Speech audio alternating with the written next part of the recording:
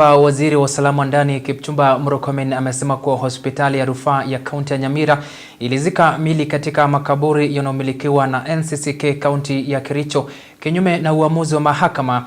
Murkomen akidokeza kuwa miili iliyozikwa inazidi nambari iliyokubaliwa na mahakama, akimshutumu msimamizi wa hospitali hiyo kupanga njama hiyo kinyume cha sheria. Tayari amehakiki zaidi ya watu 6 wamekamatwa, uchunguzi wa kina ukiendelea kuhusiana na kisa hicho.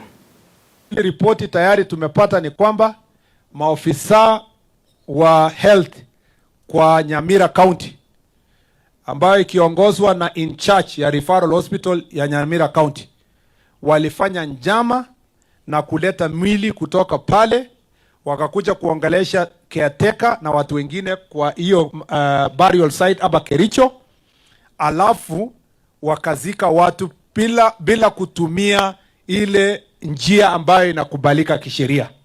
That is the preliminary report we have. Na kwa hiyo court order yenye ilisema they dispose those bodies yenye ilikuwa kwa referral hospital, walikuja na miili zaidi ya ile kotini ilisema ipelekwe for disposal.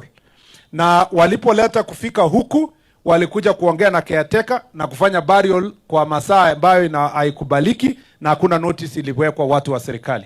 Mimi tukiongea hivi sasa, ule in charge wa referral hospital ya pale Nyamira ako kwa cell kwa siku 25. Ile tumekubaliwa na kotini wakati investigation inaendelea, na zaidi ya watu 6-7 washashikwa tayari, wako katika cell na uchunguzi unaendelea.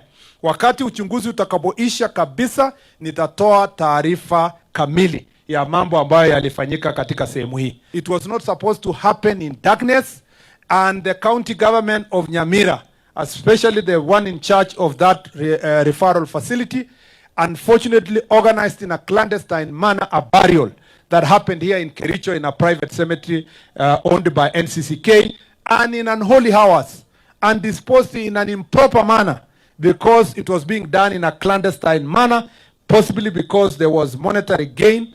And also we have now established that the bodies are more than the ones that the court had ordered. The people who are responsible, some of whom have already been arrested, will face the full force of the law.